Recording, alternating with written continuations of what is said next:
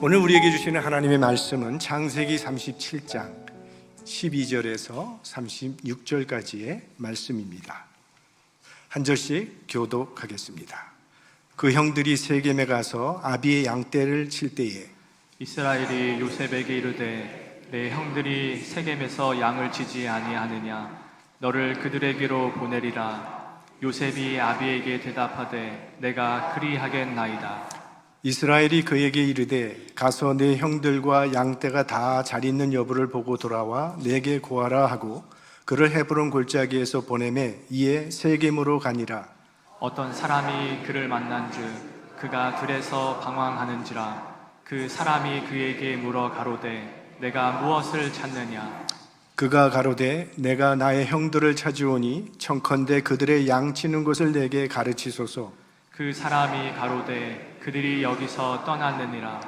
내가 그들의 말을 들으니 도단으로 가자 하더라. 요셉이 그 형들의 뒤를 따라가서 도단에서 그들을 만나니라.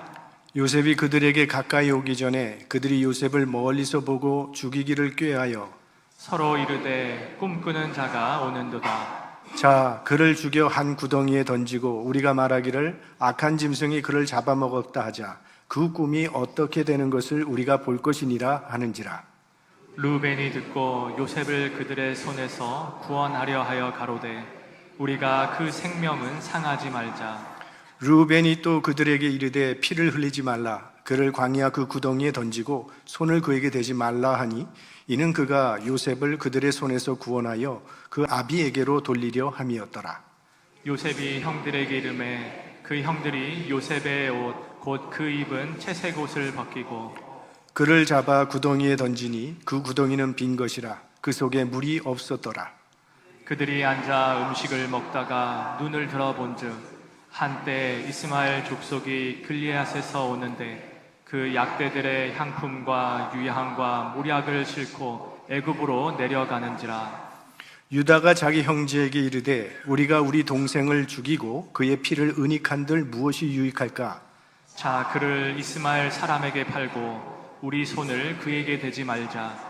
그는 우리의 동생이요 우리의 고륙이니라 하매 형제들이 청종하였더라. 때에 미디안 사람 상고들이 지나는지라. 그들이 요셉을 구덩이에서 끌어올리고 은 20개에 그를 이스마엘 사람들에게 팔매 그 상고들이 요셉을 데리고 애굽으로 갔더라. 루벤이 돌아와서 구덩이에 이르러 본즉 거기 요셉이 없는지라 옷을 찢고 아우들에게로 와서 가로되 아이가 없도다. 나는 어디로 갈까? 그들이 요셉의 옷을 취하고 수용소를 죽여 그 옷을 피에 적시고 그 채색 옷을 보내어 그 아비에게로 가져다가 이르기를 우리가 이것을 얻었으니 아버지의 아들의 옷인가 아닌가 보소서 하매 아비가 그것을 알아보고 가로되 내 아들의 옷이라. 악한 짐승이 그를 먹었도다. 요셉이 정령 찢겼도다 하고 자기 옷을 찢고 굵은 배로 허리를 묶고 오래도록 그 아들을 위하여 애통하니 그 모든 자녀가 위로하되 그가 그 위로를 받지 아니하여 가로되 내가 슬퍼하며 음부에 내려 아들에게로 가리라 하고 그 아비가 그를 위하여 울었더라. 다 같이요. 미디안 사람이 애굽에서 바로의 신하 시대장 보디발에게 요셉을 팔았더라. 아멘. 우리는 요셉의 이야기에서 눈에 보이지는 않지만 이면에서 일하고 계시는 하나님의 섭리를 보게 됩니다. 요셉은 17살 때에 하나님께서 주신 두 개의 꿈을 꾸게 됩니다. 첫 번째 꿈은 형들의 곡식단이 요셉의 곡식단 앞에 절하는 꿈이었습니다. 두 번째는 해와 달과 11별이 요셉에게 절하는 꿈이었습니다. 이 꿈이 무엇을 의미하는지 요셉조차도 알 수 없었지만 하나님의 섭리가 있는 꿈이라는 것만은 틀림없었습니다. 그래서 그의 아버지 야곱도 요셉의 꿈을 범상치 않게 생각해서 마음에 두었다고 했습니다. 그런데 바로 그 꿈 때문에 형들의 마음은 요셉에 대한 분노와 미움으로 들끓게 됩니다. 그래서 결국 요셉을 노예로 애굽에 팔아버리게 됩니다. 그런데 그 형들의 악행을 통하여 하나님께서는 놀랍게도 하나님의 뜻을 이루어 가십니다. 요셉은 말할 수 없는 큰 고통과 아픔을 겪게 되지만 그 아픔과 고통이 하나님의 섭리 안에서 오히려 소망과 은혜로 바뀌게 되는 것을 발견하게 됩니다. 오늘 이야기는 야곱이 요셉에게 심부름을 보내는 것으로 시작을 합니다. 그 형들이 세겜에 가서 아비의 양떼를 칠 때에 이스라엘이 요셉에게 이르되 네 형들이 세겜에서 양을 치지 아니하느냐 너를 그들에게로 보내리라. 요셉이 아비에게 대답하되 내가 그리하겠나이다. 자, 여기 세겜이라고 하는 지역 이름이 나오는데요, 우리가 기억하는 것은 야곱이 고향에 처음 돌아왔을 때 참 풀 좋고 물 좋고 비옥한 땅을 돈을 주고 샀는데 그것이 바로 세겜이었다는 것을 기억합니다. 그곳에는 가축에게 먹일 풀도 좋고 또 물도 많다는 것을 우리 야곱의 아들들이 기억하고 지금 세겜에 양떼를 몰고 가서 양을 치고 있는 것입니다. 야곱의 가족들이 살고 있는 것은 헤브론인데 이 헤브론에서 세겜까지는 약 100km쯤 떨어져 있습니다. 그러니까 우리 교회에서 300km 정도 되는 꽤 먼 거리인데 당시 양을 친다고 하는 것은 지역이 정해져 있는 것이 아니고 물과 풀을 쫓아서 양떼를 몰고 다니는 그것이 유목민의 삶이었습니다. 야곱은 아들들이 세겜에서 양을 치는 것이 염려스러웠던 것 같습니다. 그럴 만한 이유가 충분히 있죠. 예전에 야곱의 딸 디나가 세겜의 추장에게 강간을 당했기 때문에 거기에 복수하기 위해서 야곱의 아들들이 세겜 성에 살고 있는 모든 사람들을 학살해버린 그런 사건이 있었던 곳이 바로 세겜입니다. 그래서 그게 야곱의 마음에 걸림이 되었던 것 같아요. 그래서 아들들이 편안한지 알아보려고 지금 요셉을 보내기로 한 것입니다. 그 아버지의 명을 받은 요셉은요, 네, 그렇게 하겠습니다. 지체하지 아니하고 그 먼 길을 떠납니다. 조금도 싫어하거나 주저하는 기색이 없이 즉시 떠납니다. 여기 요셉의 사람됨이 나오는데 요셉은 순종의 사람입니다. 말씀이 떨어지자마자 즉각 순종을 합니다.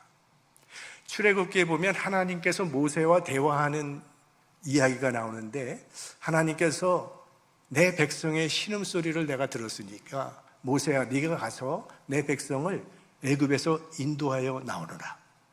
그랬더니 모세가 뭐라 그러냐면 제가 누구간데 바로에게 갑니까 하나님. 하나님께서 내가 너와 함께 있을 것이야. 걱정하지 마. 가.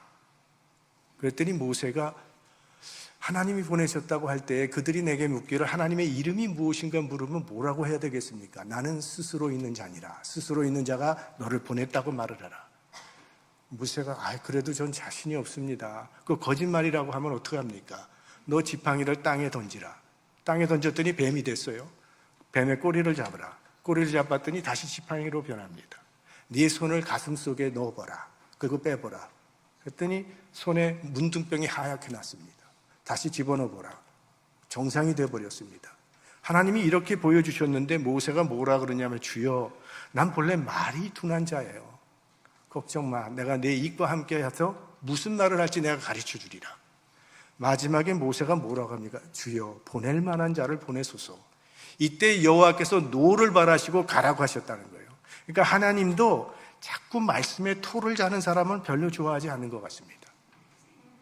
요셉도 아버지의 말에 충분히 토를 달 수 있었어요. 아버지 거기가 어딘데 저더러 거길 혼자 가라고요. 아니 형들이 거기 있으란 법도 없잖아요. 얼른 갔을 수도 있는데. 이유와 변명은 얼마든지 찾을 수 있어요. 그러나 요셉은 아버지의 말씀이 떨어지자마자 내가 그리하겠나이다 하고 바로 순종하고 떠납니다. 아마 이 요셉을 보시고 하나님께서 좋아하셨을 겁니다. 쓸만하다고 생각하셨을 거예요. 우리들도 하나님의 말씀 앞에서 이런 자세를 가지면 좋을 것 같습니다. 이스라엘 백성들이 가나안 땅, 약속의 땅으로 들어가기 위해서 여리고성을 함락해야 했어요. 그때 하나님께서 이스라엘 백성들에게 군사 전략을 가르쳐 주시는데 너희들이 완전 무장하고 엿새 동안 여리고성을 하루에 한 바퀴 돌라. 그리고 7째 되는 날은 7바퀴를 돌면서 나팔을 불고 큰 소리를 외치면 성벽이 무너져 내리리라. 자, 이 말씀을 들은 이스라엘 백성들이 얼마나 궁금한 것이 많았겠어요? 아니 돌기만 할 텐데 왜 무장을 해야 되죠? 왜 하루만 돌면 안 되나요? 꼭 7일을 돌아야 되나요? 여러 가지 질문들이 있었을 거예요. 이해가 잘 안 되더라도 하나님의 말씀은 순종하면 말씀의 능력이 내 삶에 살아 역사하게 되는 것입니다. 지난 수요 예배 때 말씀드린 것처럼 가나의 혼인잔치에서 예수님께서 물을 포도주로 변하는 기적을 일으키셨습니다. 그때 그 잔치에 참석했던 손님들은 그렇게 좋은 포도주가 어디서 나왔는지 아무도 몰랐다 그랬어요. 그런데 성경을 보면 물을 떠온 하인들은 알더라 이렇게 기록하고 있어요. 그러니까 순종한 하인들은 기적을 체험했다는 거예요. 예수님께서 베드로에게 깊은 곳에 가서 그 물을 내리라고 말씀하셨습니다. 그때 베드로가 밤새 한 마리도 못 잡았지만 말씀에 의지하여 그물을 내리리라 하고 순종했더니 그 그물이 찢어질 만큼 수많은 고기를 잡게 되었습니다. 말씀의 능력은 순종하는 자들만 경험하게 되는 것입니다. 하나님의 말씀에 순종해 보십시오. 말씀의 능력을 체험하게 될 것입니다. 15절 말씀을 보면 이제 어떤 사람이 그를 만난즉 그가 들에서 방황하는지라 그 사람이 그에게 물어가로되 네가 무엇을 찾느냐. 여기 보면 방황하는지라 라는 말이 나온 걸 보면 지금 요셉이 형들을 찾도록 찾으며 이리저리 헤매고 다닌 것입니다. 뭔가 애타게 찾고 있는 모습을 보다 못한 어떤 사람이 요셉에게 묻는 겁니다. 뭘 찾고 있느냐고. 형들의 행방을 모르니 도단으로 옮겼다고 알려줍니다. 그러자 요셉은 다시 이제 도단을 향해 형을 찾으러 갑니다. 여기 또 한 가지 요셉의 사람됨을 볼 수가 있는데 요셉은 맡은 일에 충실한 사람입니다. 아버지가 세겜에 가서 갔다 와보라 말을 했어요. 근데 세겜에 가보니까 형들이 없습니다. 그럼 그냥 집에 돌아가도 할 일은 다 한 것입니다. 그런데 요셉은 아버지의 요청 그 이상을 합니다. 도단까지 찾도록 찾아서 결국은 형들을 만나더라는 거예요. 요셉의 삶 전반에 나타나는 두드러진 특징이 있는데요. 요셉은 맡은 일에 참 성실한 사람이라는 겁니다. 그는 아들로서 성실했고 또 보디발의 노예로서 성실했고 감옥에 들어가서도 성실했어요. 그랬더니 하나님께서 나중에는 그에게 나라 살림을 맡기셨어요. 그러니까 요셉은요, 어떤 상황에서든지 성실한 일꾼이 되므로 하나님의 복을 받은 사람입니다. 하나님께서 여러분에게는 무슨 일을 맡기셨습니까? 그 일이 무슨 일이든 맡은 일에 성실한 사람이 되시기 바랍니다. 성실한 교사 되시고 성실한 사업가, 성실한 의사, 성실한 집사, 성실한 권사, 성실한 장로, 성실한 목사, 하나님은 성실한 자에게 복을 주실 것입니다. 자, 형들을 찾아온 요셉을 형들은 어떻게 대하고 있습니까? 18절부터 보면 요셉이 그들에게 가까이 오기 전에 그들이 요셉을 멀리서 보고 죽이기를 꾀하여 서로 이르되 꿈꾸는 자가 오는도다. 형들은 요셉을 미워해서 죽이기로 작정을 합니다. 그러니까 이 미움의 문제를 잘 처리하지 않으면 살인으로 발전하게 됩니다. 그래서 성경은 이 살인의 문제를 마음과 직결을 시킵니다. 요한일서 3장 15절 말씀, 그 형제를 미워하는 자마다 살인하는 자니, 그러니까 형제를 미워하는 순간에 살인이 시작된다는 말씀이에요. 저 사람 없어졌으면 좋겠는데 생각하면 그것도 정신적 살인이 된다는 것입니다. 그러니까 칼로 사람을 죽여야만 살인이 되는 것이 아니라 마음에 칼을 품고 칼을 갈고 있어도 그것이 살인이라고 성경은 말하고 있습니다. 그러니까 마음의 죄를 가볍게 생각해서는 안 됩니다. 생각으로부터 행동이 시작되기 때문이죠. 그러니까 미움은 살인의 시작입니다. 그러므로 우리 안에 형제를 향한 어떤 미움의 마음이 일어날 때는 이게 죄라는 걸 인정하고 바로 하나님 앞에 회개해야 합니다. 마음에 이 미움이 자리 잡지 못하도록 아예 뿌리를 잘라버려야 된다는 말씀입니다.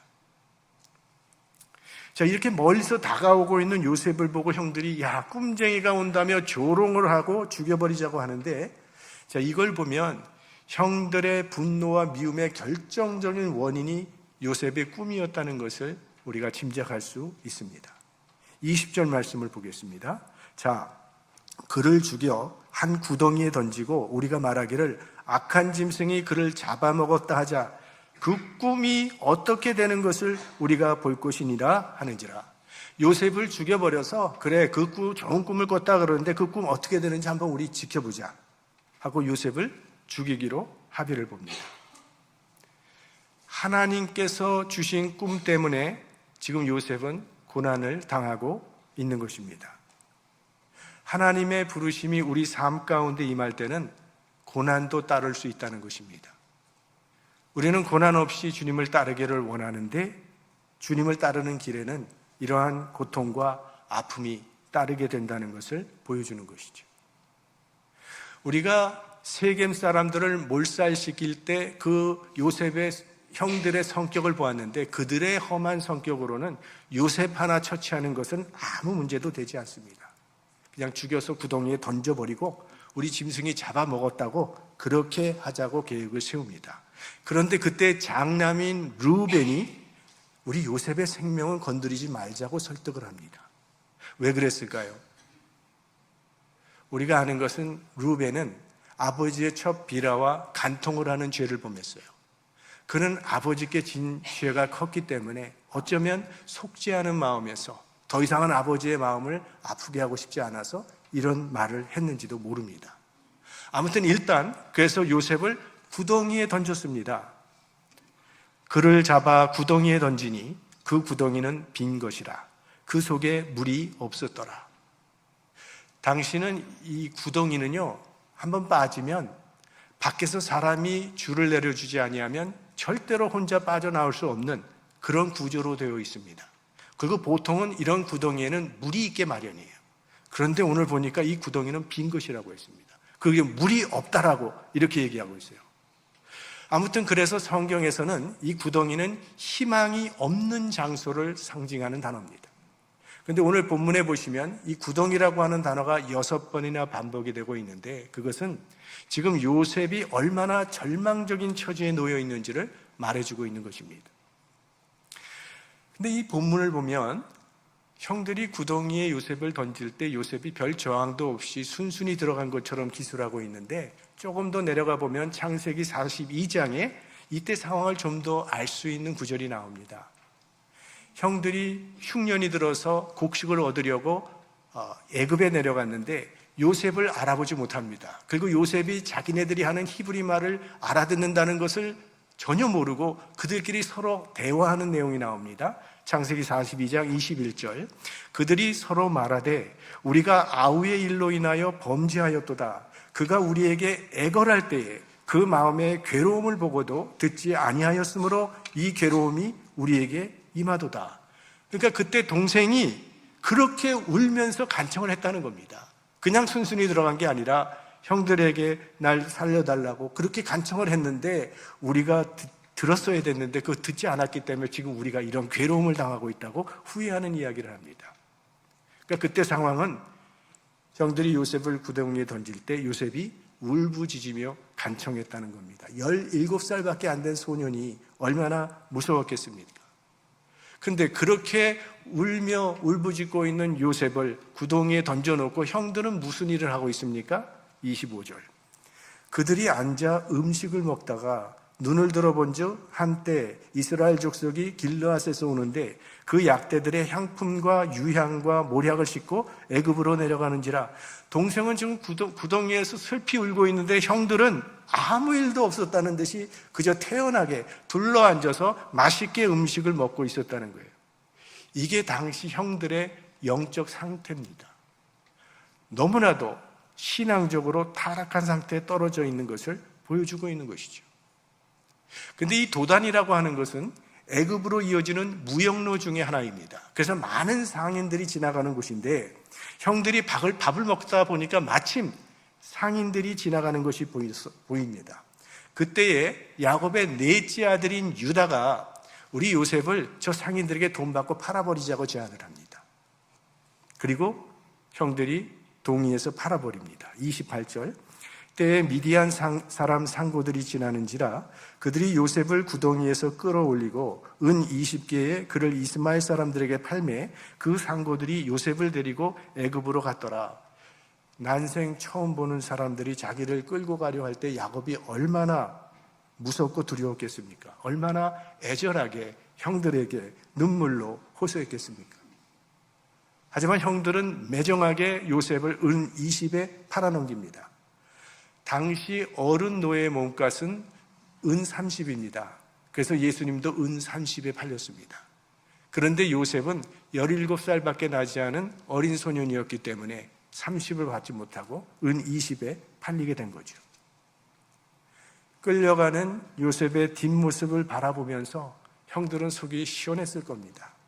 눈의 가시가 빼어지고 돈까지 챙겼으니까. 하나님께서 요셉에게 주신 꿈은 형제들이 자기에게 절을 하고 부모까지도 자기에게 절을 하는 것인데, 현실에 나타나는 것은 무엇입니까? 요셉은 노예로 팔려가고 있습니다. 우리는 하나님께서 주신 꿈과 우리의 현실이 너무나도 다른 것을 종종 경험하게 됩니다. 하나님의 말씀에 순종해서 따르면 하나님께서 우리를 높여주시고 우리의 길을 형통하게 주실 것이라고 생각을 하는데, 일어나고 있는 일은 오히려 고난의 구덩이를 경험할 때가 허다하다는 것입니다. 그런데 바로 그것이 하나님께서 우리를 연단시키는 방법이라고 성경은 말을 합니다. 시편 105편의 말씀입니다. 요셉이 종으로 팔렸도다. 그 발이 착고에 상하며 그 몸이 쇠사슬에 매었으니 곧 여호와의 말씀이 응할 때까지니라. 그 말씀이 저를 단련하였도다. 그러니까 고난은 우리를 성숙한 하나님의 사람이 되도록 단련시키는 용광로와 같다는 거예요. 여러분, 우리가 한번 큰 고난을 겪고 나면 가지게 되는 마음이 있죠. 우리가 정말 믿어야 할 것이 무엇인지를 알게 되고, 우리가 정말 몸을 바쳐야 할 것이 어디인지를 알게 됩니다. 그러니까 고난을 통해서 우리 삶 속에 있는 불순물이 제거되고 온전한 하나님의 사람으로 성숙해져 가는 것이죠. 사도 바울은 로마서에서 이런 말을 했어요. 생각건대 현재의 고난은 장차 우리에게 나타날 영광과 좋게 비교할 수 없도다. 그러니까 하나님은 고난을 통해서 우리를 성숙한 사람으로 빚어가신다는 겁니다. 그러니까 고난은 우리를 하나님의 사람으로 빚어가는 도구예요. 고난을 통해서 기도하는 사람으로 만들어 가십니다. 고난을 통해서 겸손한 사람이 만들어집니다. 그러니까 하나님을 믿는 사람들에게 고난은 미래의 영광을 향한 길이라는 거예요. 과정이라는 겁니다. 혹시 지금 고난 가운데 계신 분이 계십니까? 지금 당장은 고통스럽지만 그 고난은 하나님의 은혜가 시작되는 구덩이라는 사실도 기억하시기 바랍니다. 계속해서 우리 31절부터 보면요, 그들이 요셉의 옷을 취하고 수염소를 죽여 그 옷을 피해 적시고 그 채색 옷을 보내어 그 아비에게로 가져다가 이르기를 우리가 이것을 얻었으니 아버지의 아들의 옷인가 아닌가 보소서 하며, 자, 염소의 피를 가지고 요셉의 옷에 묻히고 그걸 아버지에게로 가져갔다고 했는데요, 야곱이 자기 아버지 이삭을 속일 때도 염소를 사용했어요. 야곱이 자기 아버지를 속였던 것과 똑같은 방식으로 지금 야곱이 자기 아들들에게 속고 있는 겁니다. 뿌린 대로 거두고 있는 거죠. 이 일로요, 야곱이 정말 가장 사랑하던 요셉을 잃고 참을 길이 없어서 너무나 슬피 애통하며 울게 됩니다. 이렇게 슬피 우는 야곱이 언제 다시 요셉을 만나게 되는가 하면, 자, 요셉이 팔려갈 때 그의 나이가 몇 살입니까? 17살. 그리고 애굽에서 국무총리가 될 때 요셉의 나이가 30입니다. 그러니까 13년이 지났죠. 그리고 7년의 풍년이 옵니다. 그리고 7년이니까 20년이 됐죠. 그 다음에 풍년이 지나고 흉년이 올 때 야곱이 요셉과 다시 만나게 되니까 야곱이 요셉을 잃은 줄 알고 슬퍼하다가 다시 만난 게 20년 만에 만납니다. 그러니까 야곱은 20년 동안 아들이 죽은 줄 알고 슬픔의 기간을 보내게 되는 거예요. 그런데 그 20년 동안이 세월이 야곱이 자기 형 에서의 가슴에 피멍을 들게 했던 기간과 일치한다는 겁니다.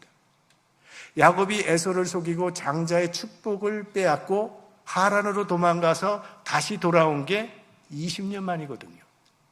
그러니까 20년 동안 에서는 한이 맺힌 삶을 살았던 거예요.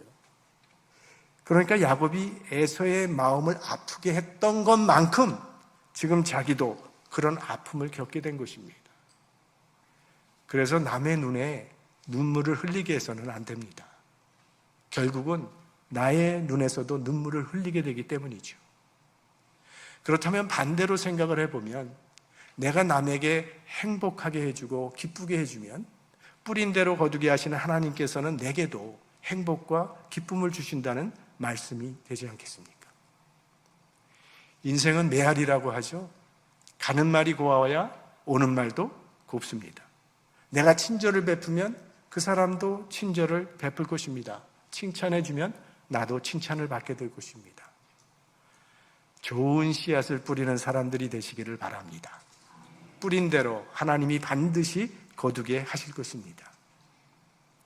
자, 이 37장 전체가요, 참 아픔과 고통과 눈물의 이야기인데, 마지막 36절은 이 스토리를 반전시키는 말로 끝이 납니다. 36절 말씀 우리 다 같이 보겠습니다. 미디안 사람이 애굽에서 바로의 신하 시위대장 보디발에게 요셉을 팔았더라. 당시 애굽이라고 하는 나라는 세계 최강대국이었습니다. 그런데 요셉이 팔려간 곳이 어딘가 하면 애굽의 바로 왕의 시위대장 보디발의 집이었다는 거예요. 시위대장은 왕을 호위하는 군대의 장관입니다. 오늘날로 말하면 경호실장이에요. 왜 요셉이 시위대장의 집에 팔려가게 되었을까요? 하나님께서는 장차 요셉을 애굽의 국무총리로 세우실 계획을 가지고 계셨기 때문이죠. 그래서 바로의 시위대장의 집에 팔려가게 되므로 나중에 바로를 만날 기회가 생기게 되는 것입니다. 자, 이렇게 어두운 가운데서도 한 줄기 소망의 빛을 남기고 37장은 끝이 납니다. 자, 오늘 말씀은 요셉이 애굽으로 팔려가는 이야기입니다. 요셉이 팔려가게 된 여러 가지 이유가 나오죠. 형들의 시기 때문에, 야곱이 그만을 편애했기 때문에, 또 요셉의 꿈 이야기 때문에 아주 복합적입니다. 그러나 그것들은 다 외면적인 이유이고 정말 그 이면에는 하나님의 어떤 오묘한 섭리가 있다는 것을 알 수가 있죠. 요셉의 꿈이 실현되는 첫 단계가 요셉이 애굽으로 팔려가는 것이었습니다. 지금 요셉은 자기를 끌고 가는 상인들이 그를 애굽으로 보내려고 하나님께서 준비하신 사람들이라고 하는 것은 꿈에도 몰랐을 겁니다. 그러나 지금 그가 당하고 있는 이 고난은 그의 꿈이 이루어지고 있는 과정이었다는 것입니다. 요셉의 스토리는 하나님께서 전면에서 나타나시지는 않지만 이면에서 일하시는 그 하나님의 섭리의 역사가 있다고 하는 것을 말씀드렸습니다. 그리고 그 하나님의 섭리는 당시에는 잘 알지 못하지만 지나고 나면 알게 된다고 말씀을 드렸어요. 모세는 그 누구보다도 하나님과 친근한 교제 가운데 있었던 사람입니다. 그러나 모세는 하나님을 좀 더 가까이 알기를 원했어요. 그래서 하나님께 주님의 영광을 보여달라고 간청했습니다. 그래서 하나님께서 내 얼굴을 보지 못하리니 나를 보고는 살자가 없느니라 하시면서 하나님께서 모세를 반석 사이에 숨기시고 모세의 눈에 하나님의 손으로 가리시고 그리고 모세 앞으로 지나가십니다. 지나가신 후에 모세의 눈에서 하나님의 손을 띄자 모세가 하나님의 뒷모습을 보았다고 했습니다. 사람은 하나님께서 내 삶에 다가오는 순간에는 잘 알아채리질 못합니다. 그런데 지나온 날들을 돌이켜보면 그때 그것이 하나님의 은혜였음을 깨닫게 된다는 거예요. 하나님의 뒷모습을 보는 것이죠. 예수님께서 홀로 밤에 산에 기도하러 올라가고 계셔서 기도하고 계시는데 예수님의 제자들이 탄 배가 큰 풍랑을 만나서 죽음의 위기를 만나게 됩니다. 그때 예수님께서 그들을 구원하시기 위해서 바다 위를 걸어오셨습니다. 예수님은 그들을 구원하시기 위해서 걸어오고 계셨는데 제자들은 유령인 줄 알고 무서워 떨었다고 했습니다. 이게 인간이라는 거죠. 혹시 지금 주님께서는 나를 구원해 주시려고 다가오시는데 난 그걸 알아차리지 못하고 두려워하고 불안해하고 있지는 않은지요? 주님은 지금 내 곁에 가까이 오시고자 하시는데 나는 나를 해치려는 유령으로 착각하고 있지는 않은지요? 하지만 지나고 나면 그것이 나를 구원하시려는 하나님의 섭리였음을 알게 될 것입니다. 어렵고 힘들었던 그때 주님이 내 곁에 계셨고 나를 붙잡아 주셨다는 것을 지나온 날들을 회상해 보면서 깨닫게 될 것입니다. 이때를 위해서 그 모든 일을 겪어야 했구나 깨닫게 된다는 것입니다. 오늘 요셉에게 일어난 일들을 생각해 보십시오. 원래 형들은 요셉을 죽이려고 했는데 왜 그를 죽이지 아니하고 구덩이에 던져 넣었을까요? 왜 그 구덩이에는 물이 없었을까요? 미디안 상인들은 왜 그 시간에 그곳을 지나갔을까요? 요셉이 왜 하필이면 바로의 시위대장 집에 팔려가게 되었을까요? 이 모든 것들이 합력하여 선을 이루시는 하나님의 섭리였다고 하는 것을 요셉은 이후에는 깨닫게 됩니다. 앞으로 우리는 하나님께서 요셉의 삶에 어떻게 역사하시는지를 계속 살펴보게 될 것입니다. 이 요셉의 삶을 통해서 나를 사랑하시고 나와 함께 하시며 나를 향한 그 계획과 목적을 이루어 가시는 사랑의 하나님의 섭리를 더욱 신뢰할 수 있게 되기를 바랍니다. 그런 하나님의 사랑의 손길을 늘 경험하며 살아가는 은혜가 있으시기를 우리 주님의 이름으로 축원합니다.